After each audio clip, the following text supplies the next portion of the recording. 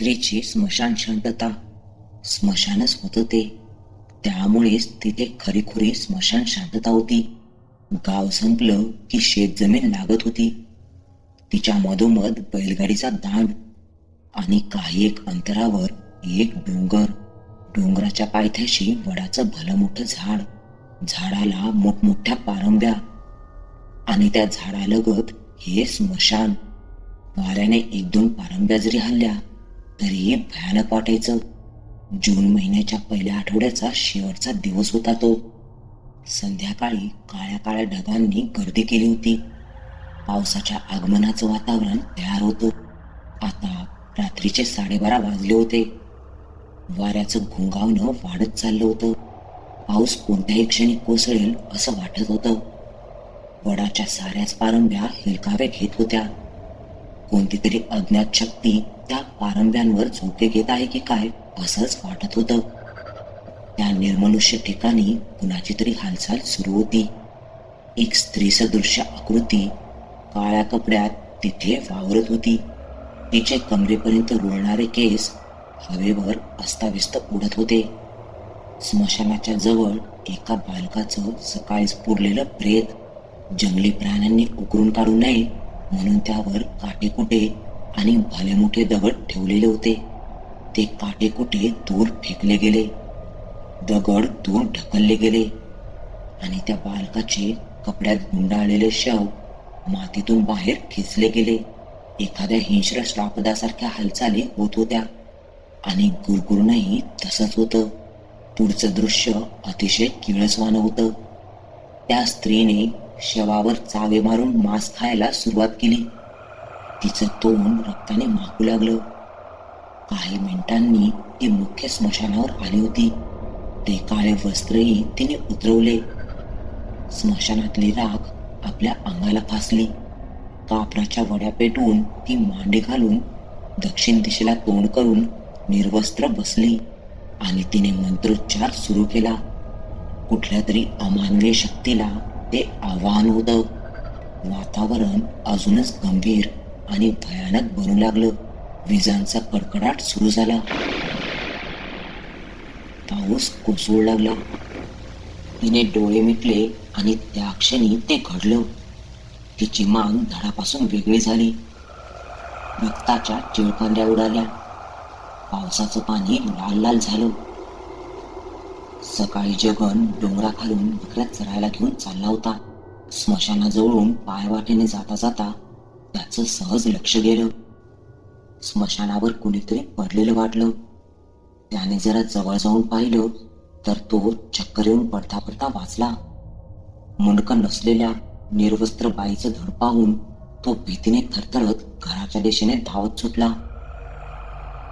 घरी येऊन घराच्या दारापाशीच खाली कोसळला. घरातून कुणीतरी पाण्याचा तांब्या आणून त्याच्या तोंडावर पाणी मारलं. तो खाली बसून थरथरत होता. त्याच्या सर्वांगाला कापरं भरलं. काय झालं जगन? कुणीतरी विचारलं. बराच वेळ तत पप करत त्याच्या तोंडून शब्द फुटले. स्मशानात बाईचं प्रेत. अरे मग त्यात काय एवढं? स्मशानात प्रेतच असणार ना?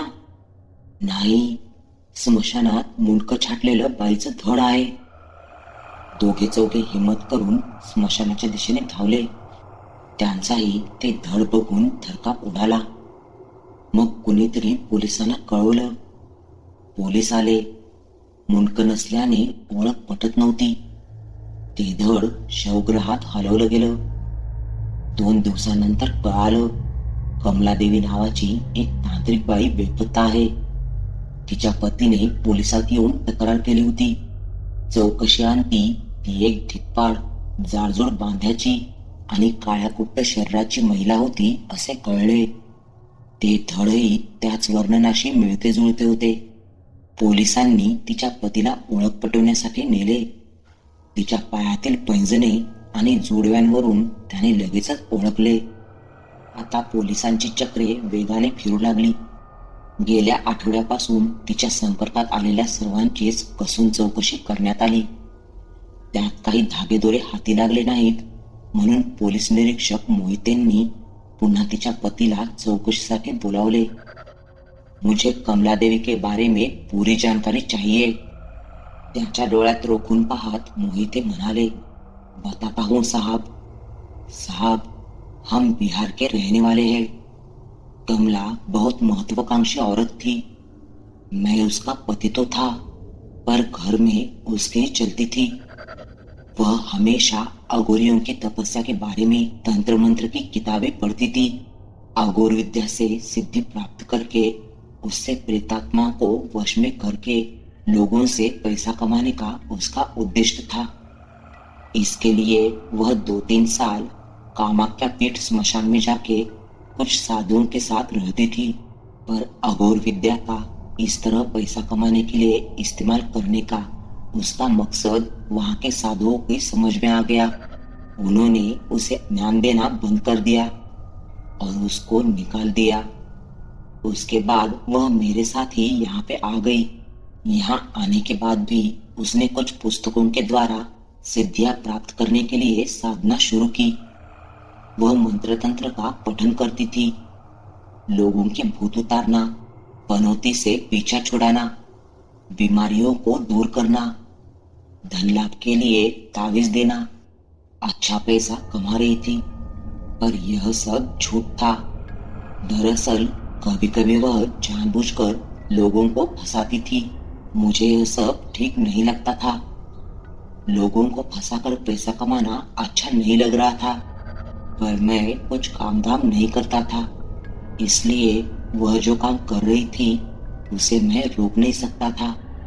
गेल्या काही दिवसात तिचे कुणाशी भांडण वगैरे झाले होते का? मोहितेंनी मध्येच प्रश्न केला. नहीं साहब, किसी से झगड़ा नहीं था, लेकिन एक सूरज नाम का. बोलता बोलता तो थांबला. बोल बोल, सूरज कौन आहे? नहीं नहीं साहब, मैंने गलती से नाम लिया. तो गोंधळला.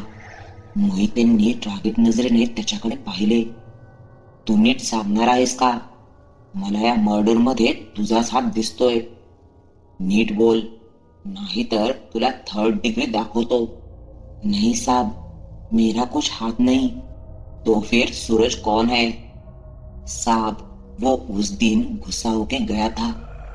मेरी बीवी से कह रहा था कि उसका मंत्र तंत्र सब झूठ है, वह उसे मार देगा. लेकिन क्यों? मुझे नहीं मालूम साहब. मेरी बीवी के मंत्र तंत्र के मामले से मैं दूर ही था. वह जो कहती थी मैं उतना ही करता था. ठीक है, उसका पता बता दे. पोलीस निरीक्षक मोहितेंना आता आपल्याला काहीतरी माहिती नक्कीच मिळेल अशी खात्री वाटू लागली. त्यांनी त्याचा पत्ता लिहून घेतला आणि एका हवालदाराला त्याला घेऊन यायला सांगितले. बोलो साहब. अर्ध्या तासातच सूरज त्यांच्या समोर उभा होता. वय साधारण 50च्या आसपास. वर्ण सावळा आणि अंगकाठी अशी की त्याला पाहता क्षणीच हा काय कमलादेवीला मारणार असा विचार पोलीस निरीक्षक मोहितेंच्या मनात आला. पण ज्या ज्या लोकांवर संशय आहे त्यांची कुठल्याही पूर्वग्रहाशिवाय कसून चौकशी करायची ही पोलीस निरीक्षक मोहितेंच्या कामाची पद्धत होती. त्यांनी सरळ सूरजच्या मानगुटीला पकडले. क्यों मारा उसे? अचानकपणे पोलीस निरीक्षक मोहितेंच्या आक्रमक पवित्र्याने सूरज घाबरला.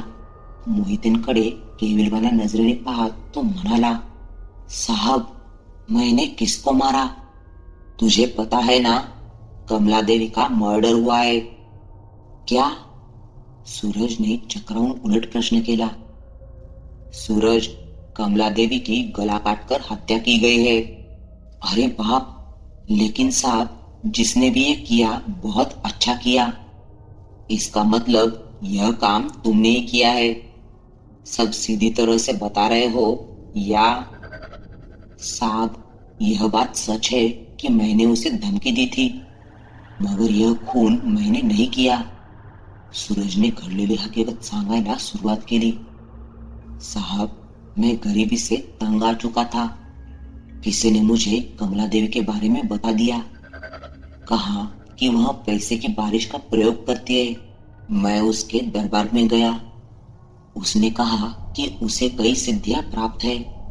उसने 1 महीने के अंदर पैसों की बारिश का प्रयोग करके मेरी गरीबी दूर करने का विश्वास दिलाया, मगर उसने इस प्रयोग के लिए सोने की मांग की। कहा कि यज्ञ में सोना डालना पड़ता है। मैंने उसके बहकावे में आके बीवी के सारे गहने उसे दे दिए। पिछले 6 महीनों से उसने 3 बार यज्ञ किए, पर कुछ हासिल ही नहीं हुआ। तब मुझे पता चला कि उसने मुझे फंसाया है। मैंने मेरे गहने वापस मांगे तो वह इनकार करने लगी। कहने लगी कि सभी गहने यज्ञ में भस्म हो गए। इसलिए मैं उस दिन उसे धमकी देकर चला गया कि अगर मेरे गहने वापस नहीं मिले तो मैं उसे छोड़ूंगा नहीं। मेरे जैसे कई लोगों को वह ठग चुकी है साहब. पोलीस निरीक्षक मोहितेला त्याच्या बोलण्यात तथ्य वाटले. ठीक है, तुम अभी जा सकते हो, फिर से बुलाएंगे. जी साहब, मान हलवत सूरज म्हणाला आणि निघून गेला. आप भी जा सकते हो. कमलाच्या नवऱ्याकडे पाहत मोहिते म्हणाले. त्यानेही मान हलवली. 1 मिनिट. तो निघत असतानाच मोहितेंनी त्याला अडवलं. सुनो, सूरज के गहने ढूंढ के निकालो. उसे सारे गहने वापस करने हैं, समझे? जी साहब. त्याने मान हलवली आणि तोही निघून गेला. मोहिते साहेबांनी सिगारेट सुलगावली आणि धुराच्या वलयांकडे पाहत ते विचारात गडून गेले. पुन्हा त्यांची विचारचक्रे फिरू लागली. मोहिते साहेबांच्या आदेशावरून दुसऱ्या दिवशी स्मशानाच्या आजूबाजूचा परिसर पोलिसांनी पुन्हा एकदा पिंजून काढला. त्यात काहीतरी असे सापडले ज्याने त्यांना तपासाची दिशाच बदलावी लागली. कमलादेवीच्या पतीने मोहिते साहेबांजवळ दागिन्यांचे एक बोचकेच आणून दिले. साहब, यह सब गहने हैं, जिनके है उन्हें आप लौटा सकते. सूरज के गहने भी इसमें ही है. काही मिनिटातच सूरज मोहिते साहेबांच्या केबिनमध्ये त्यांच्या समोर उभा होता. त्याने सांगितलेल्या वर्णनाचे दागिने मोहिते साहेबांसोबत असलेल्या कॉन्स्टेबलने दागिन्यांच्या गाठोड्यामधून शोधून काढले. मोहिते साहेबांनी ते सूरजच्या ताब्यात दिले. सूरज एकदम भारावून गेला. त्याच्या डोळ्यात पाणी आले. त्याने मोहिते साहेबांचे पाय पकडले. अरे काय करतोयस, असं म्हणत मोहिते साहेबांनी त्याला उठवले. साहब, बहुत मेहरबानी आपकी, यह हमारा फर्ज है. त्याच्या खांद्यावर हात ठेवत मोहिते साहेब म्हणाले. नंतर कॉन्स्टेबलकडे पाहत ते म्हणाले, सूरजचे दागिने मिळाल्याबद्दल त्याचा जबाब लिहून सही घ्या. कॉन्स्टेबलने मान हलवली. कॉन्स्टेबलने सूरजला खुनीनेच केबिन बाहेर चालण्यास सांगितले. सूरज केबिन बाहेर निघता निघताच मोहिते साहेबांनी काहीतरी आठवून त्याला थांबवलं. 1 मिनिट. सूरज मागे वळला. मोहिते साहेबांनी त्यांच्या टेबलच्या बाजूला असलेल्या एका पिशवीतून एक पादुका बाहेर काढली. सूरज, ही पादुका ओळखतो? सूरजने जवळ येत पादुका निरखून पाहिली. साहब, सेवालाल बाबा के आश्रम में 3 विशेष सेवक ऐसी पादुकाएं पहनते हैं. मोहिते साहेबांचे डोळे चमकले. त्यांचा संशय खरा ठरत होता. ही पादुका त्या तिघांपैकी कुणाची असू शकेल? काही अंदाज येतोय का? मोहिते साहेबांनी प्रश्न केला. बाबा के 3 खास सेवकों में से 2 की तबीयत से तो ऐसा लगता है कि यह पादुका उनकी नहीं हो सकती.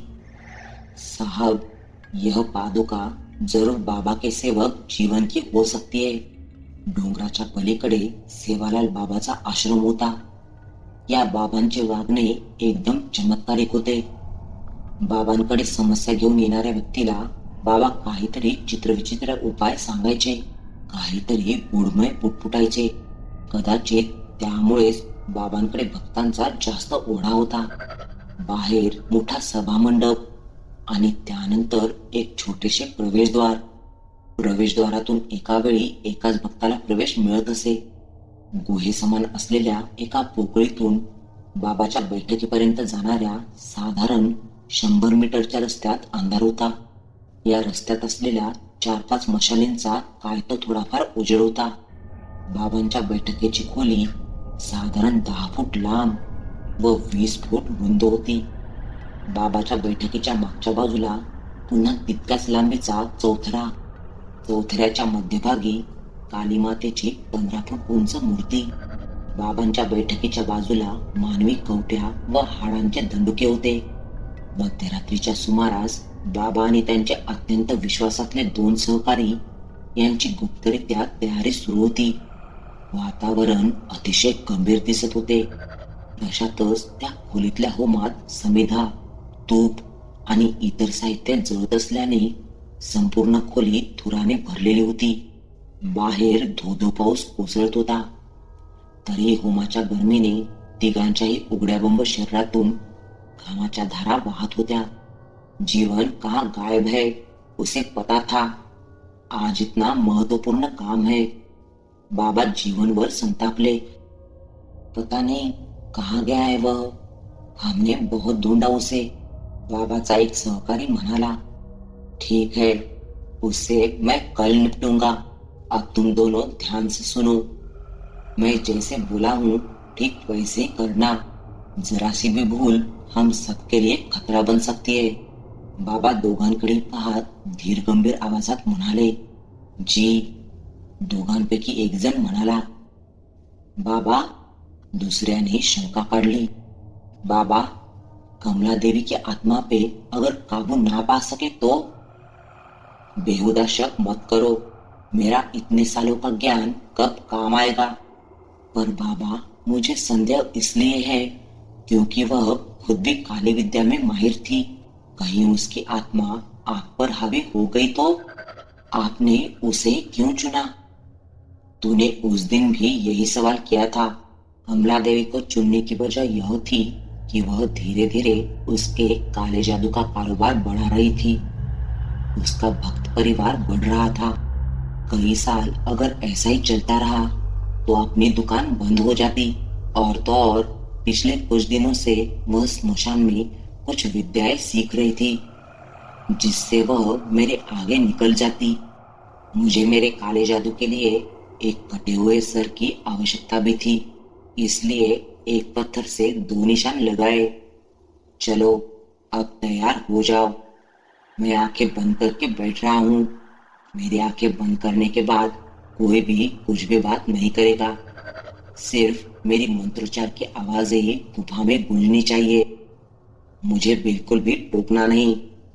मैं खुद आंखें खोलूंगा करीब 1 घंटे के बाद.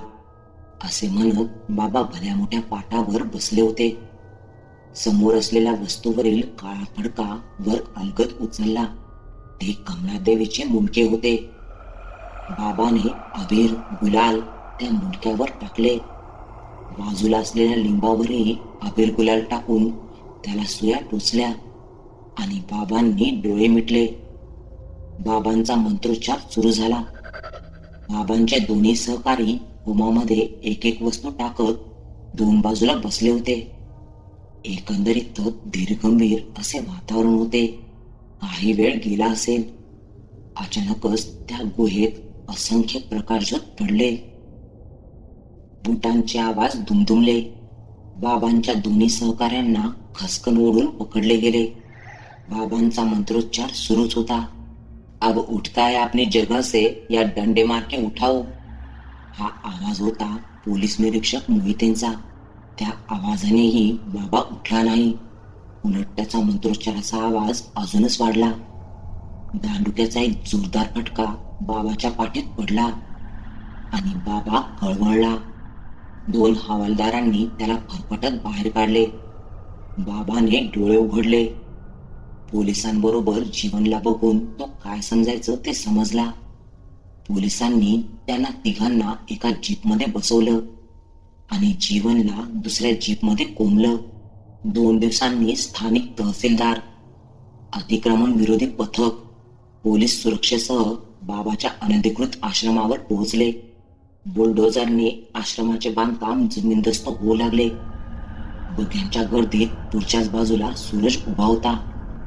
जसजसे बांधकाम खाली कोसळत होते तसतसा तो टाळ्या वाजवत होता.